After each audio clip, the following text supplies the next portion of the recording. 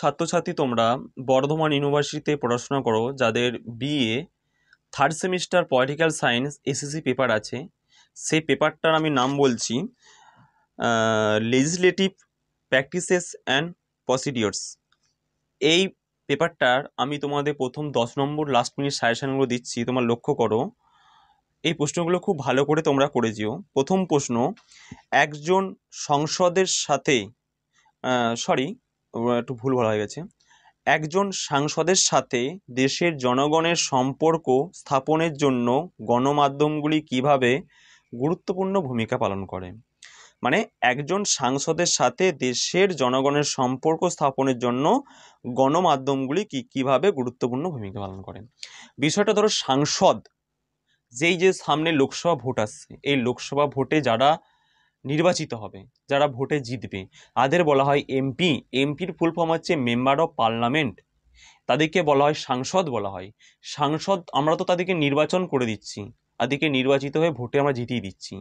সে কি করে, তাদের সাথে আমাদের কি একটা একটা কি একটা আমাদের যে যোগাযোগ একটা স্থাপন, সেই যোগাযোগ স্থাপনের সময় আমাদের কিভাবে কাজ করে, কি হয়, বিভিন্ন যে মিনিস্ট্রি মিডিয়াগুলো কি করে, আমাদের গণমাধ্যমগুলো কি করে, সেখানে ধরে। কিভাবে ধরো, আমাদের কোনো একটা এমপি আমাদের এলাকায় এসেছে, সে কি করে, আমাদের কোনো সমস্যাগুলোকে আমরা তুলে ধরে কি হয়, আমরা তুলে ধরি। সেটা কি হয়, বিভিন্ন বিভিন্ন রকম যে মিনিস্ট্রি মিডিয়া আছে, তারা আমাদের এই প্রস্তাবগুলো বিভিন্ন রকম সাংসদের কাছে পৌঁছিয়ে দেয়। ঠিক আছে। নেক্সট প্রশ্ন, মিউনিসিপ্যালিটির জনপ্রতিনিধিরা কিভাবে নির্বাচিত হন। মিউনিসিপ্যালিটির কার্যাবলী আলোচনা করো। মিউনিসিপ্যালিটি মানে কি, পৌরসভা। মানে পৌরসভার যারা একটা ওয়ার্ড আছে, বিভিন্ন রকম ক খ গ ঘ ওয়া, সেরকম ওয়ার্ড আছে, বিভিন্ন লোক সংখ্যার নিরিখে সেই ওয়ার্ডগুলো ভাগ করা হয়। এবং এমন ধরো, প্রত্যেকটা ওয়ার্ডে যারা একজন করে কি হয়, একজন করে প্রতিনিধি থাকে। তারা প্রতিনিধিরা সে এখানে ভোটে দাঁড়ায়। পৌরসভায় যখন ইলেকশন হয়, সে ভোটে দাঁড়ায়। যদি ভোটে জিতে তখন তাকে বলা হয় কাউন্সিলর বলা হয়। এবার কাউন্সিলররা কি হয়, কাউন্সিলররা নিজেদের মধ্যে থেকে একজনকে নির্বাচিত করে, যে হয় পৌরপিতা হয়, বা পৌরসভার চেয়ারম্যান হয়। একটা পৌরসভার কি তার কার্যাবলী। পৌরসভার কার্যাবলী কি, পৌরসভার কার্যাবলী হচ্ছে সব রকম মানুষের যাতায়াতের ব্যবস্থা করা, রাস্তাঘাট নির্মাণ করা, নিকাশি ব্যবস্থা করা, বাজার হাট সব কিছু নির্মাণ করা, খেয়াঘাটগুলো আছে, সেখানে কি হয়, একটা বিভিন্ন রকম বাজেট তৈরি করে, যাতে পাড়াপাড়ের জন্য একটা কর আদায় করে, বিভিন্ন রকম রাস্তাঘাট থেকে ট্যাক্স আদায় করে। এরকম হচ্ছে পৌরসভার বিভিন্ন রকম কার্যাবলী আছে। পৌরসভা হচ্ছে, পৌরসভা একটা জিনিস আলাদা, আর পৌর নির্গম আলাদা একটা আলাদা জিনিস। পৌরসভাগুলো পুরো কিন্তু রাজ্য সরকার দ্বারা কিন্তু সেগুলো পরিচালিত হয়। আর পৌর নির্গম যেগুলো আছে, যেমন ধরো কলকাতা আছে, হাওড়া আছে, দুর্গাপুর আছে, শিলিগুড়ি আছে, এগুলো কি পৌর নির্গম, এগুলো সেন্ট্রাল গভর্নমেন্ট দ্বারা পুরোপুরিভাবে পরিচালিত হয়। ঠিক আছে। এবারে কি, একটি বিল আইনে পরিণত হওয়ার পূর্বে কোন কোন পর্যায় অতিক্রম করে। এবারে একটা বিল পাস হবে, যেমন ধরো রিসেন্ট একটা বিল বলতে কি, ধরো আমরা সাপোজ ধরি যে আমাদের এই রিসেন্ট একটা বিল পাস হয়েছে, যে গাড়ি বেপরোয়াভাবে যে গাড়ি চালাচ্ছে, যাতে ড্রাইভাররা বেপরোয়াভাবে গাড়ি চালাচ্ছে, যাতে ড্রাইভাররা কি হয়, এতে সাধারণ মানুষের অনেক সমস্যা হয়। এই বিলটা আমাদের প্রথম লোকসভায় উত্থাপিত হয়। লোকসভায় প্রত্যেকটা পর্যায় পুঙ্খানুপুঙ্খানুভাবে আলোচনার মাধ্যমে সেটা স্পিকারের কাছে আমাদের পেশ করা হয়। এখন বর্তমান স্পিকার কি আছে, ওম বিড়লা। সেই আমাদের 1/3 লোকসভায় যখন 1/3 ব্যক্তি সমর্থিত লাভ করে, তখন হয় সেটাই রাজ্যসভায় যায়।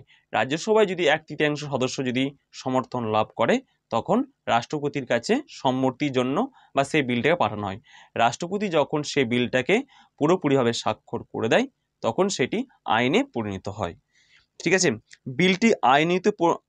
বিলটিকে আইনে পরিণত করার জন্য কে চূড়ান্ত পর্যায়ে স্বাক্ষর করে। চূড়ান্ত পর্যায়ে স্বাক্ষর তো করবেই রাষ্ট্রপতি, এটা জানা। ঠিক আছে। এবারে কি আছে, পরের প্রশ্ন, স্বপরিষদ মেয়রের গঠন সম্পর্কে লেখো। স্বপরিষদ মেয়রের ক্ষমতা ও কার্যাবলী আলোচনা করো। পরের প্রশ্ন আসি, সংসদের বিভিন্ন কমিটি ব্যবস্থা সম্পর্কে আলোচনা করো।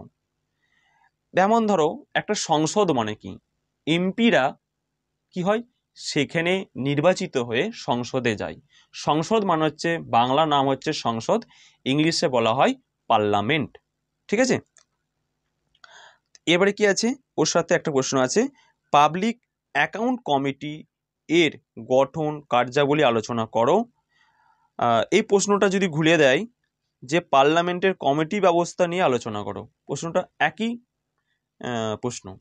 এবারে কি বলতো, বিভিন্ন রকম একটা সংসদে কি হয়, আমরা যখন কোনো আমরা সামান্য একটা ভাবো না, আমরা পঞ্চায়েত যদি যাই, পঞ্চায়েতে বিভিন্ন রকম দপ্তর আছে, থাকে না বিভিন্ন রকম দপ্তর আছে। সেই দপ্তরে কি হয়, এই দপ্তর স্বাস্থ্য মানে কোনো রকম স্বাস্থ্য দপ্তর, তোমার এরকম অ্যাকাউন্টেন্ট দপ্তর, এরকম জন্ম মৃত্যু নথিপত্র সেটা একটা দপ্তর আছে, মানে সেরকম বিভিন্ন একটা সংসদ যে পরিচালনা করছে সেখানে বিভিন্ন বিভিন্ন দপ্তর থাকে। সে দপ্তরগুলো কি করে, দপ্তরগুলো পুরোপুরিভাবে আমাদের সব কিছু ঠিকঠাক দেখাশোনা ঠিকঠাক করে। ঠিক আছে, এবার আসছে কি নেক্সট প্রশ্ন, ভারতের কেন্দ্রীয় আইনসভার আনুমানিক ব্যয় পরীক্ষা কমিটির ভূমিকার উপর একটি সংক্ষিপ্ত টিকা লেখো। যে আমাদের কেন্দ্রীয় কমিটি আছে আমাদের রাজ্যের, এবছর 2024-2023 কত আয় হয়েছে, কত ব্যয় হয়েছে, একটা আয় ব্যয়ের যে কমিটি, সেই কমিটির ভূমিকার ওপর সংক্ষিপ্ত টিকা লেখো। ভালো করে প্রশ্নটা শুনো, যে ভারতের কেন্দ্রীয় আইনসভার আনুমানিক ব্যয় ও পরীক্ষা কমিটির ভূমিকার ওপর একটি সংক্ষিপ্ত টিকা লেখো। এবার আসি 5 নম্বর প্রশ্ন, সরকারি বিল ও বেসরকারি বিলের মধ্যে পার্থক্য আলোচনা করো। নেক্সট প্রশ্ন, পশ্চিমবঙ্গে গ্রাম পঞ্চায়েতের প্রধান কার্যাবলী সংক্ষেপে আলোচনা করো। গ্রাম পঞ্চায়েতের কাজ কি, আমরা সিম্পলভাবে গ্রাম পঞ্চায়েতের কাজ জানি, আমরা সবাই কিছু না কিছু আমরা জানি, এটা আমি কিছু বলছি না। তুমি কি মনে করো একজন সাংসদের গণমাধ্যমের সাথে যোগাযোগের প্রয়োজন অত্যন্ত জরুরি? সাংসদ মানে হচ্ছে এমপি মানে হচ্ছে লোকসভার যে একজন প্রতিনিধি, যে জনগণের ভোটে প্রত্যক্ষভাবে নির্বাচিত হয়। সেই সাংসদ কি করে, একটা গণমাধ্যম বা মিডিয়া কি করে, মিডিয়ার সাথে কি করে যোগাযোগ, কি সত্যি জরুরি? অবশ্যই। মিডিয়া কি করে, একজন সাংসদের তার কার্যকারিতা মানুষের কাছে পৌঁছে দেয় সোশ্যাল মিডিয়ার মাধ্যমে। নেক্সট প্রশ্ন, বাজেট কাকে বলে? বাজেট হচ্ছে আমাদের একটা বছরের আয় ব্যয়ের হিসাবকে বলে বাজেট। কত আয় হয়েছে, কত ব্যয় হয়েছে, সে বাজেটটা কি হয় আমাদের শীতকালীন অধিবেশনের সময় পেশ করা হয় আয় ব্যয়ের হিসাবকে। আইনসভায় কোন কক্ষ প্রথম বাজেট সম্পর্কিত আলোচনায় অংশগ্রহণ করে? বাজেটের প্রধান কি কি বিষয় নিয়ে আলোচনা করা হয়? ঠিক আছে, এছাড়াও কি সাধারণ বাজেট কাকে বলে? ঠিক আছে, সাধারণ বাজেট কি? ঠিক আছে, সাধারণ বাজেট ছাড়াও আর কি ধরনের বাজেট ঘোষিত হয়? কে কে সেই অন্য ধরনের বাজেট ঘোষণা করেন? কে সেই অন্য ধরনের বাজেট ঘোষণা করেন? এই বাজেটগুলিতে কি কি বিষয় আলোচিত হয়? ঠিক আছে, নেক্সট প্রশ্ন, ভারতের পার্লামেন্ট কিভাবে কেন্দ্রীয় বাজেটকে পর্যালোচনা করে? ঠিক আছে, আবার এই প্রশ্নটা যদি ঘুরিয়ে দেয়, পার্লামেন্টের বাজেট পাস করার পদ্ধতি উল্লেখ করো। প্রশ্নটা একই প্রশ্ন। নেক্সট প্রশ্ন, পার্লামেন্টের আইন তৈরির বিভিন্ন পদ্ধতি সম্পর্কে আলোচনা করো। নেক্সট প্রশ্ন, অর্থ বিল পাশের ক্ষেত্রে রাজ্যসভার ভূমিকার ওপর একটি টিকা লেখো। ওকে, এবারে যে 2 নম্বর প্রশ্নগুলো তোমার সামনে রেখেছি তোমার লক্ষ্য করো। প্রথম প্রশ্ন হচ্ছে, দেশের গণমাধ্যমের সাথে কিভাবে একজন জনগণের প্রতিনিধি নিজেদেরকে যুক্ত করে থাকেন? দেশের গণমাধ্যমের সাথে কিভাবে একজন জনগণের প্রতিনিধি নিজেকে যুক্ত করে রাখেন? জনগণের প্রতিনিধি মানে আমরা যাকে ভোট দিয়ে যাকে জিতাই বা যে ভোট দিয়ে নির্বাচিত হয় তাকে বলছে, তাকে জনগণের প্রতিনিধি বলছে। নেক্সট প্রশ্ন, ভারতের সংসদের কতগুলি কমিটির নাম উল্লেখ করো। আইনসভার কোন কক্ষে অর্থ বিল প্রথমে উত্থাপন করা যায়? আমাদের দেশে কেন্দ্রীয় সরকার বা রাজ্য সরকার দ্বারা কয় প্রকার বিল অনুমোদিত হয়? জেলা পরিষদের প্রধানকে কি বলা হয়? গ্রামীণ স্বায়ত্তশাসন ব্যবস্থার কতগুলি স্তর দেখা যায়?